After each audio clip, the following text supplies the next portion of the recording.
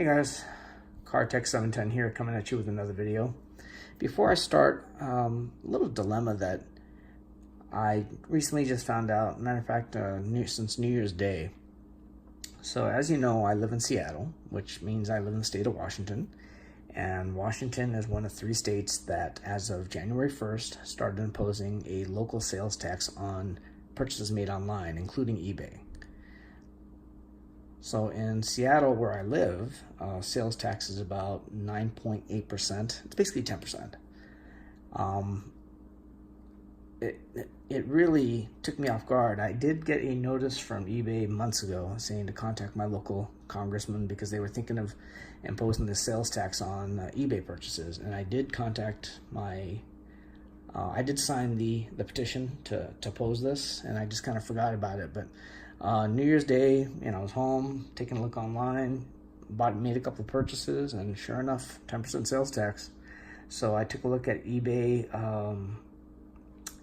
support, and they did notify me that, yep, from here on out, that all purchases made online, regardless of where the seller resides, is going to have a 10% sales tax, or local Washington sales tax, which for me, like I said, is about 10%.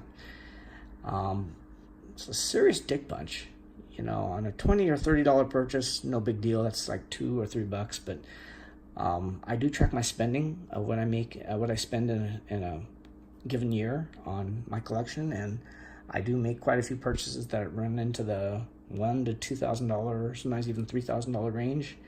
So, on a $2,000 car, that means $200 of that goes to sales tax, and that does not go towards,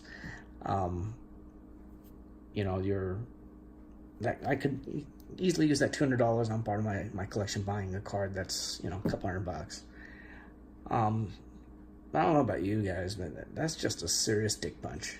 It's definitely gonna keep me from going on those weekends where I just go on a little spending spree, buy like 10 separate auctions. So it's definitely gonna slow my collection down. I'm trying to figure it out. Around here, there's not a lot of card shops, especially, or card shows for that matter, with PSA graded cards. The local card shows do have vintage cards that are in mid to low grades, and they're not graded, they're raw.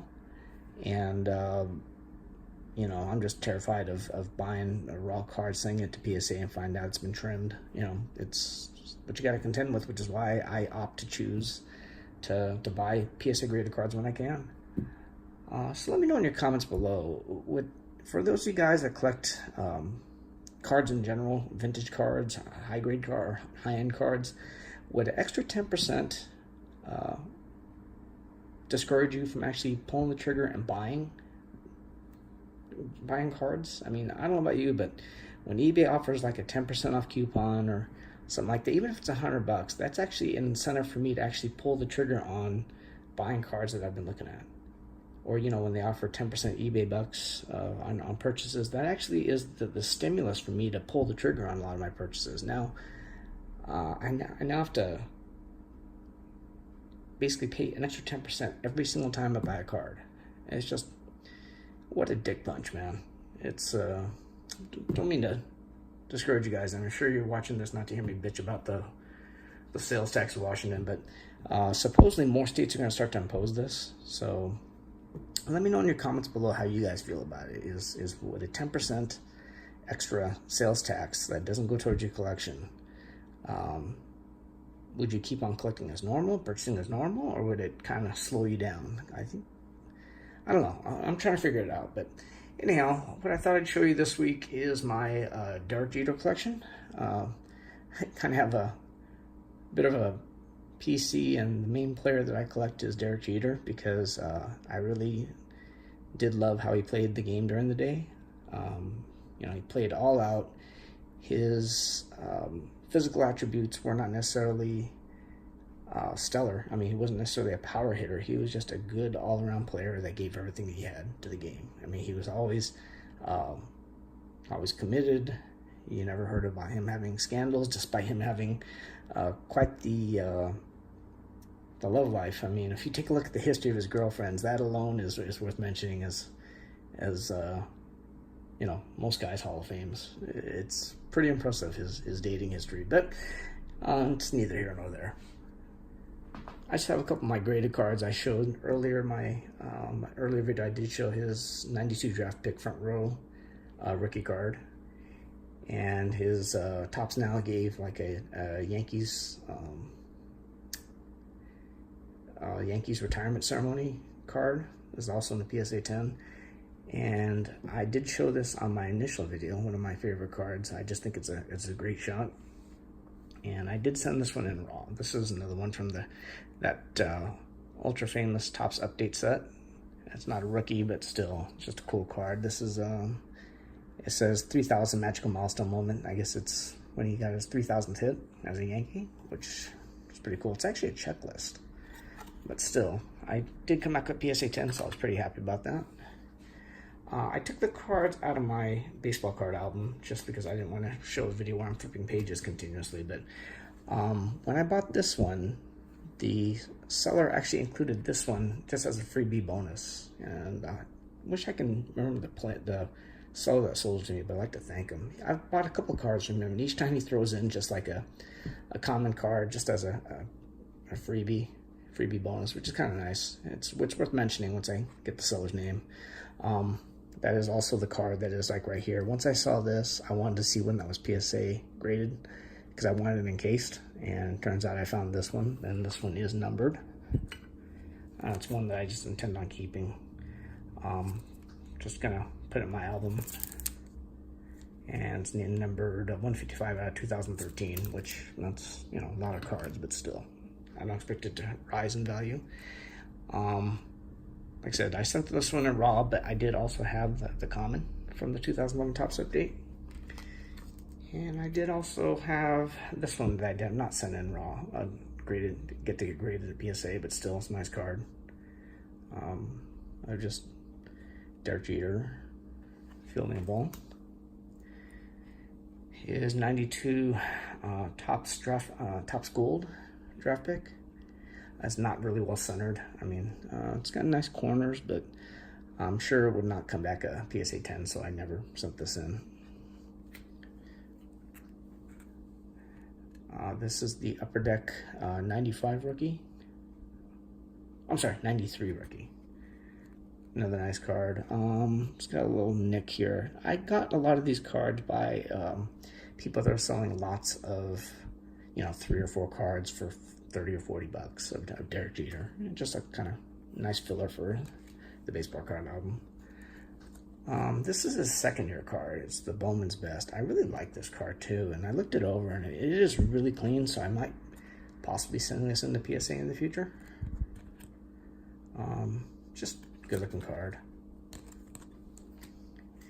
And this is one I obviously gotten a lot. It's actually a really nice card, and to have one graded PSA 10 would be nice. This one, I mean, it's just been beat to shit.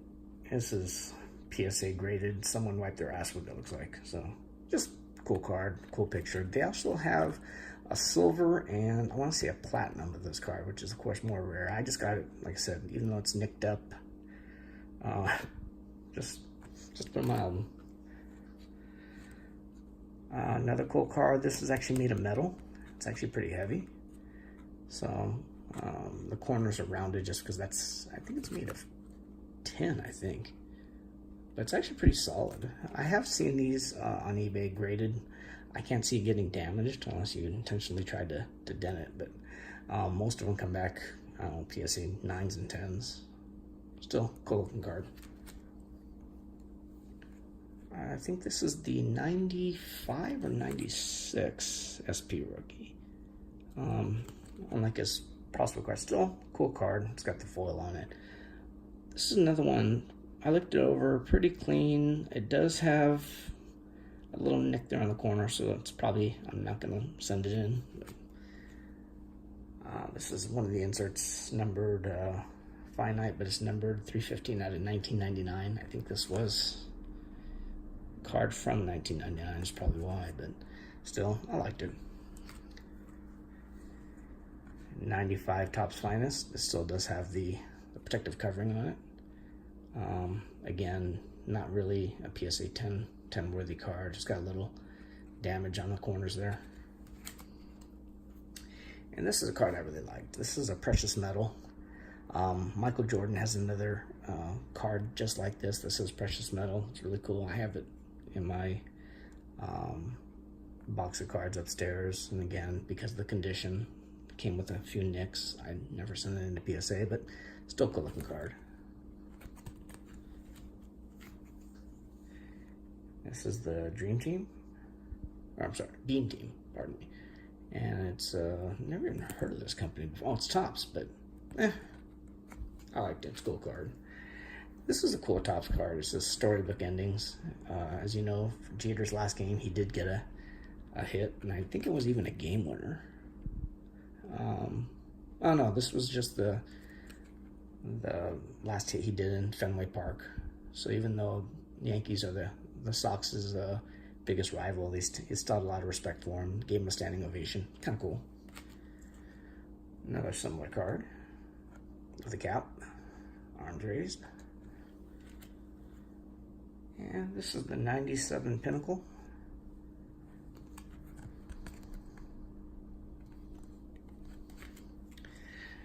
This is the 2001 Topps Derek Jeter. Very hard to find in a PSA 10. I took a look at the pop. I was actually going to send this one in, but I don't know. It would just be a card to get encased just for my own, like I said, personal collection. Wherever it came back as, I really don't think I'd mind much if it didn't come back at 10. Still a cool card. This is the 2000 Bowman early indications. I don't know what indicator was it. Maybe he was on a by then he was already in the league for a couple of years, but still a cool card. And my last one I wanted to show is this one here. This one's the one with the George Bush as well as Mickey Mantle right here in the dugout. Just a cool card. It's taking a cool swing. And for my own collection, I did send this one in raw. I got a heck of a deal on it. And I get it now why these things are so sensitive. I actually dropped this card raw flat, and I tried to pick it up with the utmost care. And in doing so, I mean, these things are as fragile as like bird's eggs, because the little corner there now has a little speck of white on it, whereas it's probably from my own fat fingers, but this came back a PSA 6. If I didn't nick that corner, probably would have came back a PSA 7. And to be honest, I really would have liked to have this come back in a 7, but it really is just for my own personal collection, only because I do have this in a 9. And when he gets elected to the Hall of Fame in 2020, I do plan on selling this, but I like this card so much that I wanted one to kind of replace it just for my own personal collection, which is why I got this. But I get this now, like, so that these things are extremely sensitive, condition sensitive. I actually even sent another one in. This is Dimitri Young, which I really like this SP foil set, and this one came back with the dreaded minimum size requirement, so they didn't grade it, and obviously someone might have trimmed the edges to get rid of some surface damage or something. But why did I send this in, even though it's not a very valuable card? For those of you that don't know, Dimitri Young, I think, deserves mentioning. He was a decent player. I think he played in the league for over 10 years, was all-star a couple of times. Not really a valuable collectible, but he himself was quite a collector. His set, I think he collected everything post-war from 1948 Bowman's on. He had this amazing set of PSA 10 rookies from every year from the 48 Bowmans up until, I think, 2002. He actually has a list online of all the cards he has. On occasion, you'll actually see cards at an auction of PSA graded cards, and on here it'll say the Dimitri Young collection. So I just got that because I just feel it's kind of worth mentioning himself. But he himself is not really a valuable player as far as collections go, but still I think it's just kind of a honorable mention, worth mentioning. Take a look at his set. He actually sold the entire set for a couple $1 million, And he used the money for a good purpose too. Is he says that his collection kind of helped him through some really tough times, you know, when he was kind of battling, lack of a better word, depression. But he was getting married, so he said that his wife said that he should think about getting rid of the collection. And he actually used the proceeds to start his own charitable foundation. I think it's to help like inner city kids learn to play baseball or other sports. So it's commendable. You know, it's kind of cool. So that's it. Still working on picking up some high grade vintage cards or some vintage cards that I want. But now that we get this wonderful sales tax situation, I don't know. Trying to find out if I do buy a $2,000 card, on what I can do to reduce the sales tax, if anything. Maybe I'll have to do like a best offer and get a little bit of a discount from the asking price, and you know, end up paying basically the 10% anyways. But once I do, I'll be sharing with everybody, and please let me know in the comments below. I didn't really want to get off to a video just about me bitching about the sales tax situation, but it's kind of discouraging because I really do love this hobby. But I don't know, for people that buy on eBay like me, I wasn't ready for it. So let me know what you guys think, and as always, thanks to all the subscribers and your comments, and thanks for watching.